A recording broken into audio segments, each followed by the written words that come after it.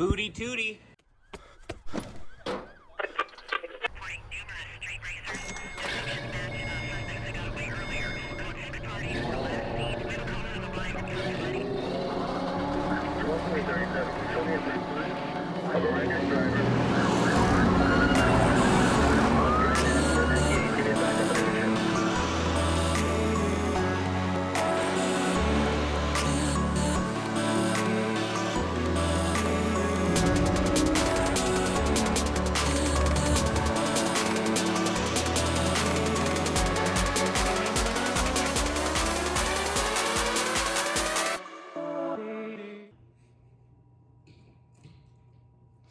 Boom! Welcome back.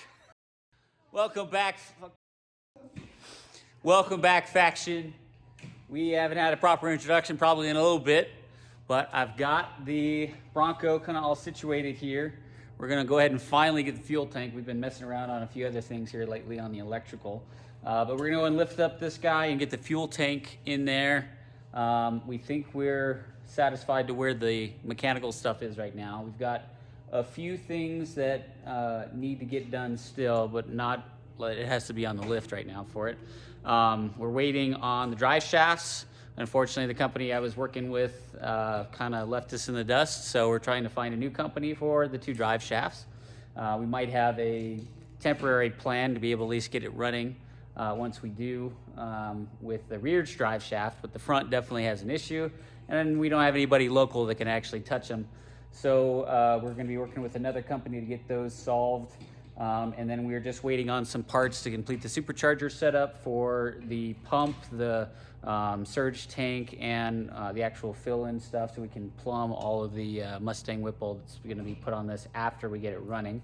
So just a few parts there, and then all the other accessories for the Whipple stuff will come later. So for the most part, we're done with just the exception of a few little tweaks here and there, but again, nothing that we needed on the lift for. So we're gonna go ahead and get this fuel tank bolted back up, all connected so that we would be able to run the in-tank pump and the canisters and all that stuff when we get this wire loom integrated here. So we'll go ahead and time-lapse that. If we got anything interesting, we will stop it and let you guys know on our reintegration.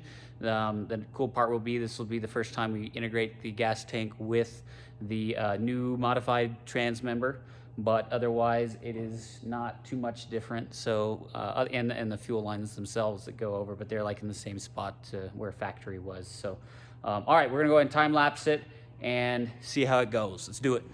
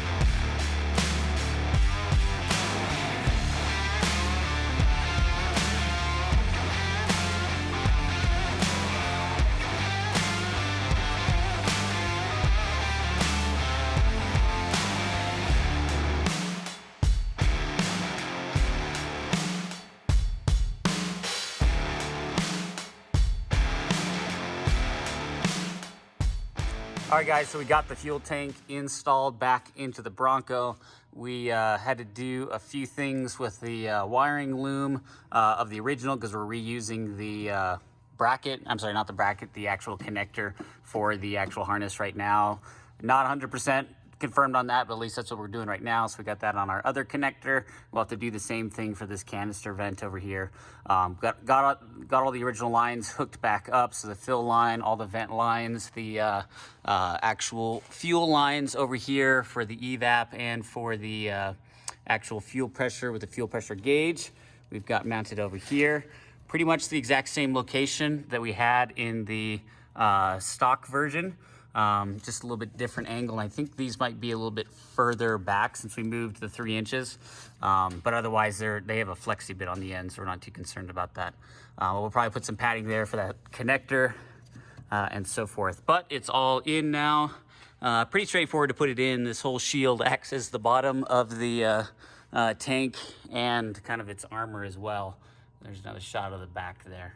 So now that we've got this in, I think we're gonna go ahead and take the car off the lift and start just focusing on all of the electrical and get this guy hooked up since we really don't need it on the lift anymore. And that lets us work on other things. So anyway, yeah, we're moving right along. Got the fuel tank in there. Now we're working on all of the sensors. We will come back once we get everything set up for this exhaust. But right now we're not pushing ourselves for that. As you can see, this is kind of the issue I was going to point out earlier. We don't have any actual clearance to run a header through here because we'd be right next to the fuel tank. Not ideal. You know, I guess you probably could get a 3-inch here through there, but then you'd have to route it back underneath the transfer case here and up to this. So we still want to try and route everything underneath of the transmission here. We think that'll still be the easiest. It'll be underneath the pan that we can put here. So anyway, that's the plan. We'll see if it changes down the line, but at least that's what we're attacking for right now. All right, let's go and get this thing off the lift and push it over onto the floor. You gotta go back a little bit and then we can jack it. What are we doing right now? We are moving the Bronco because it's about done mechanically over to the corner, so we can start ripping out the interior and fixing all the lines on the front, the electrical lines, because it is about all ready to go. Really? Just need some looms, need some juice. Get all juiced up. A little bit of lubrication, maybe? A little bit of lubrication and some coolant and some gas. So let's go move it into the corner. Start working on all the electrical. Does that mean that the lift will actually be usable? Yes. Oh, let's get those shops in here. Let's go. Finally put something else on it. GMC, maybe? So wait, Joe, turn. Yeah, don't stop there. Yeah. Where are you going over there?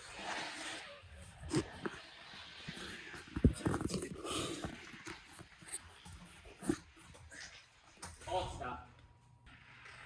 As hard as you can, yeah. I think we're gonna finish stuff. We're gonna finish this stuff. Look at the back here. Somebody look at the back. 1, 2.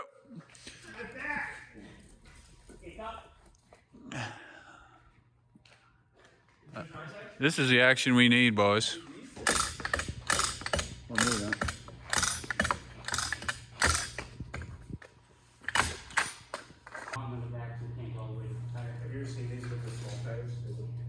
Right there, right there.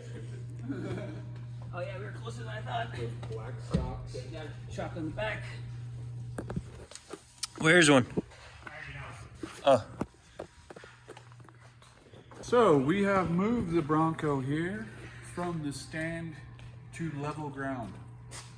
For final pasture. According to John here, he says the V8 weighs a little bit less than the V6. It does. Which I couldn't believe personally, but I'll need to see the numbers on that, John. What is it, like 3,000 pounds? I don't know, get a seal. Well, you had just a 2.3 though. No, there's so there's 2.3, 2.7, 3, 3.5. 2.3 is inline 4. That's what we had in this. Okay. That's like, I don't know, 350 pounds or something like that. There's the 2.7 V6 and the 3.0 V6. They both weigh the same. They both weigh 450 pounds. The Coyote V8 in most trims weighs between 430 and 450 pounds. And then the 3.5 weighs 460, 470 pounds. And then the 7.3 weighs 550 pounds. So it's about, it is a little lighter, John. You weren't pulling my leg. John's right. This is outro? Yeah, all right guys, we got the Bronco moved. It's basically all mechanically done. We have very little stuff left to get this situated. Pretty much just waiting for a company to get some drive shafts and some parts to get in that we can all just slap onto the front. All we gotta do left is all the electrical right over there. That's what we're gonna be spending the next undefined amount of time on. We're getting close on a few things, further on others, but that's how it goes. So this is the end of this episode. Remember to like, comment, subscribe, join the faction. We're gonna have this thing running pretty dang soon. So you guys are gonna be watching some pretty sweet content. This thing ripping around on the dyno in the desert. We got tons of stuff planned. All right, we'll catch you guys later. NTF out.